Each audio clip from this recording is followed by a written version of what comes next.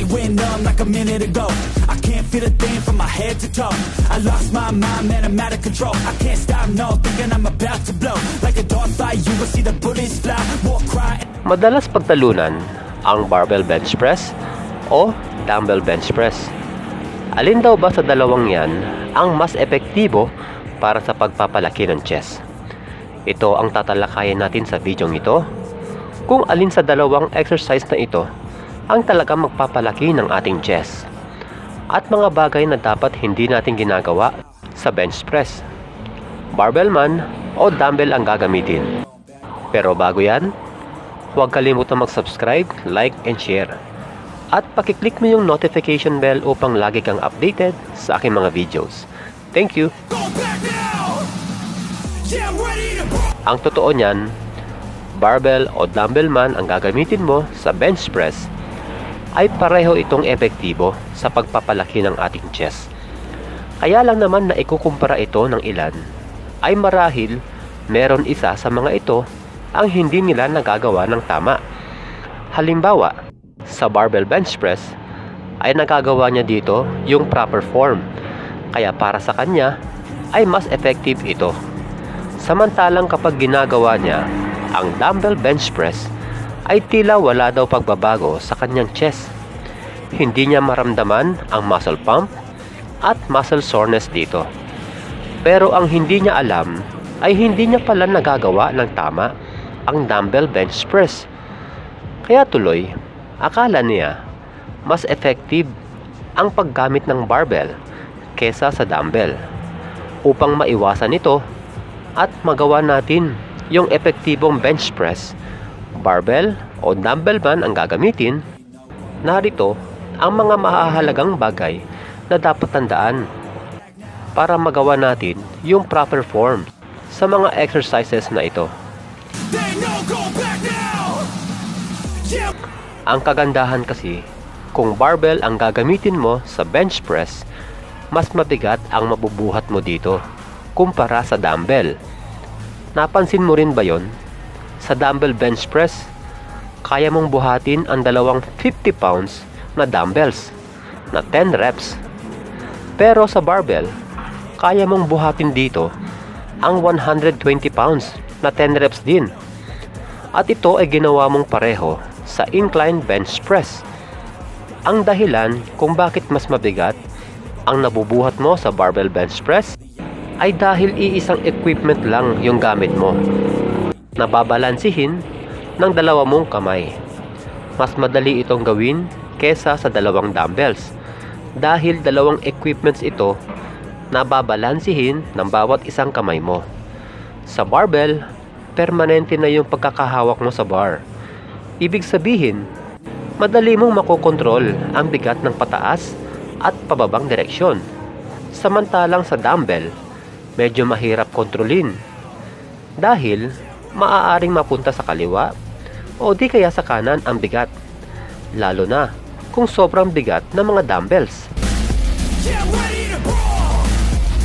At dahil mas mabigat ang nabubuhat mo sa barbell, malaki ang muscle fiber damage, dahilan upang mas malaki din ang tsansa ng pagtubo ng panibagong muscle. Isa pang bentaha, kapag barbell ang gagamitin mo sa bench press, mas ligtas ka sa injury na maaaring idulot sa pababang direksyon, lalo na kapag ikaw ay nag-heavy dito.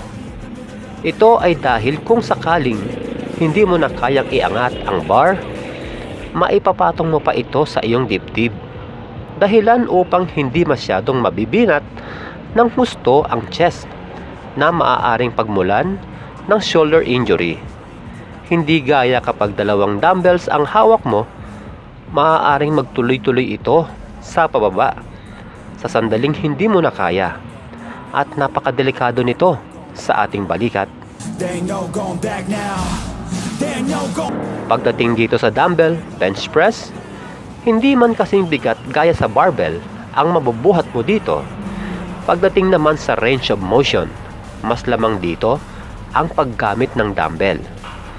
Dahil dalawang magkahiwalay na equipments, ito maigagalaw mo ng normal o natural ang iyong mga kamay, kung saan mas maraming muscle sa chest ang tatamaan.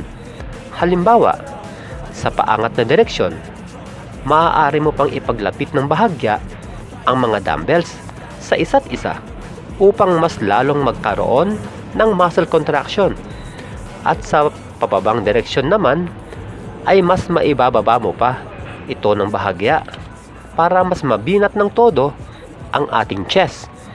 Pero tandaan, huwag na huwag niyong isasagad sa pagbaba dahil delikado ito sa ating balikat. Ang mga ito ay hindi nyo magagawa sa long bar dahil nga may hangganan ang range of motion dito at nakafix o permanente ang pagkakahawak mo sa long bar. Kapag dumbbell ang gamit mo, maaari mo pang gawin dito ang ibang variation ng dumbbell bench press gaya ng alternate dumbbell bench press o single arm dumbbell bench press, kung saan maaari mong gamitin kapag ikaw ay mayroong muscle imbalance o hindi pantay na muscle. Sa barbell, sorry pero hindi mo magagawa ang mga yan kapag gamit mo ay long bar.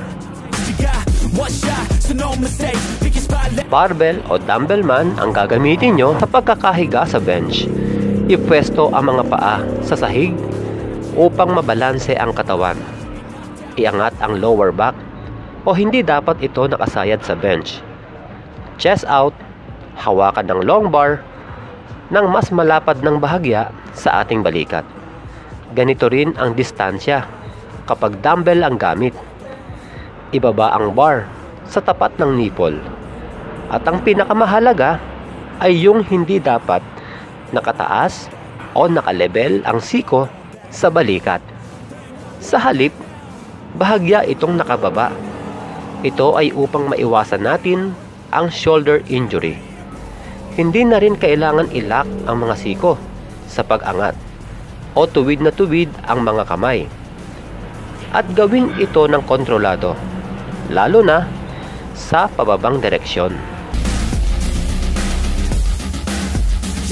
Gaya ng nasabi ko na kanina, barbell o dumbbell man ang gagamitin mo sa bench press, parehong epektibo ito para sa ating chest. Depende na lang kasi yan sa inyo. Halimbawa, kung home workout kayo, mas okay gamitin ang dumbbell dahil maliit na space lang ang kailangan mo dito. Kung mas gusto mo ng heavy loads, edi sa barbell mo gawin ito. At kung gusto mo namang mas natural na paggalaw, piliin mo ang dumbbell. Kung ikaw ay advanced lifter o yun bang matagal na sa pagbubuhat, ang payo ko sa inyo ay kombinasyon ng barbell at dumbbell ang gawin nyo sa bench press. Halimbawa, 4 na exercises ang program mo. Sa chest, ganito ang magiging itsura nito.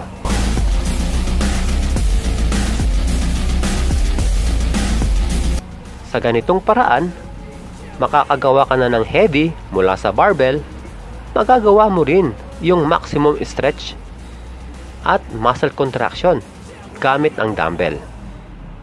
O paano mga kaprakti? Hanggang sa muli, God bless! Round 2. Hands up, protect your face. You get blows to the dome and the blood you'll taste. You got one shot, so no mistakes.